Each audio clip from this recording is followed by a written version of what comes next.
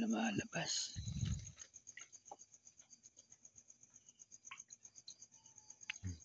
Umpisa na silang lumabas.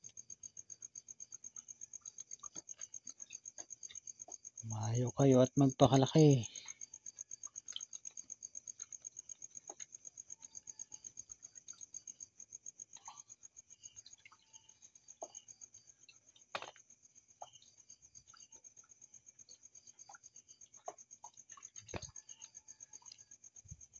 Kaya lang natin sila magkusa lumabas. Yun. Silabasa na.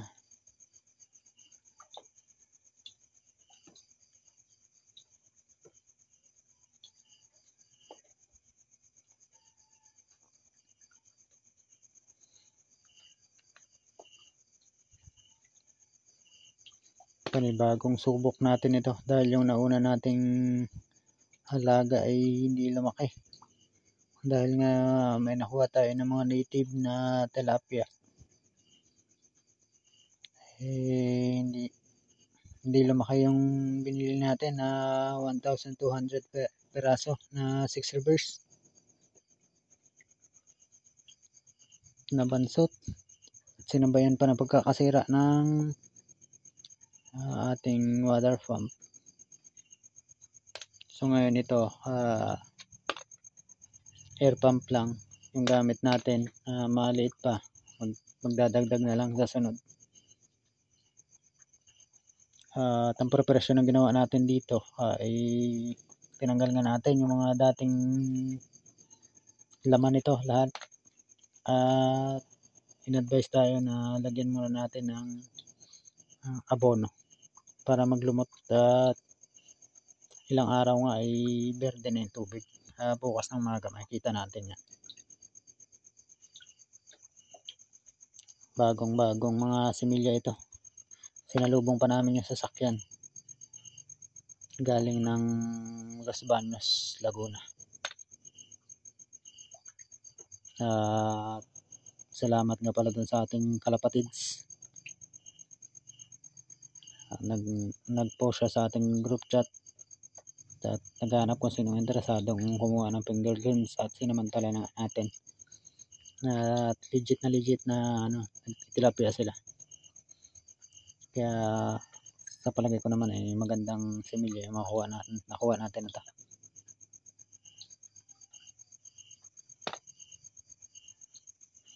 Kaya natin silang magkusang lumabas.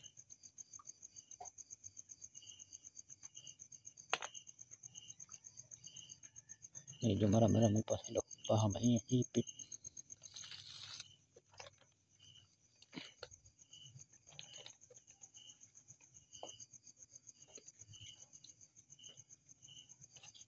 Hingi lang tayo ng tips sa ating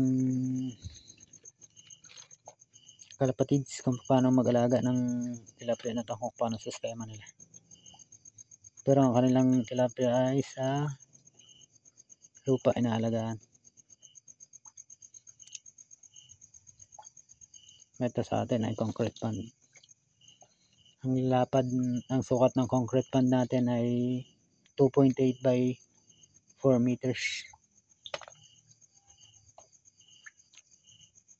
Dapat ito ay maglalaman siya ng nasa 1.2. Pero 1,000 lang yung kinuha natin nung nakaraan kasi sobrang daming laman. Nagkanda bansot. 900 piraso na native yung nakuha sa palayan. Tapos 1,200 na 6 reverse yung nakuha natin. Pero parang hindi ako kumbinsido dun sa similya na nakuha. Dahil yung isang kasamahan natin na nagtitilapia rin siya sa ilog niya inaalagaan. Nakanet lang. Nung nakausap natin, nung kasamahan nung nakuha natin tilapia ay maliliit daw. Pero ito, sa mismong magtitilapia natin nakuha.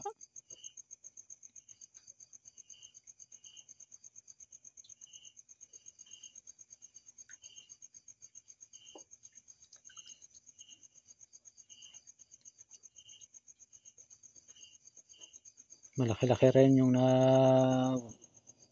talo nung nakaraan. Sa akin kasi ang halaga ng fingerlings ay 1,200 yung dati. Tapos kumukonsumo ako ng sa 200 per week. Minsan ay mas mahigit pa ng feeds. Maabot siya ng 8 months. Kaya 8 times 8, 64. 6,400 na ubos ko sa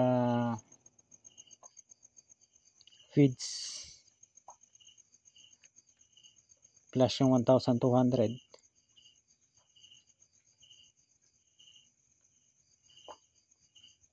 Bali 7,600. Hindi pa kasama yung charge ng kuryente ng ating water pump. Water pump kasi yung gamit natin dati. Nasira.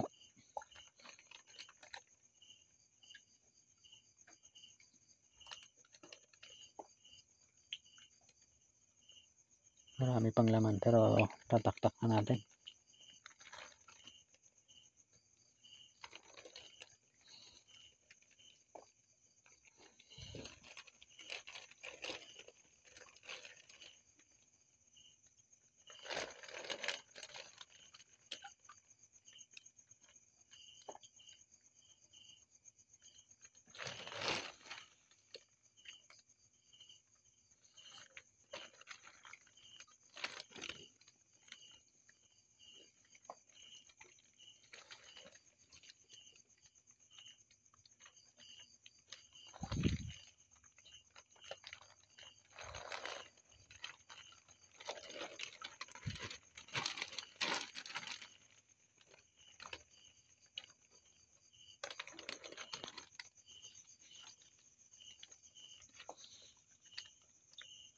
At hanggang dito na lang yung video natin mga ka-fish pond.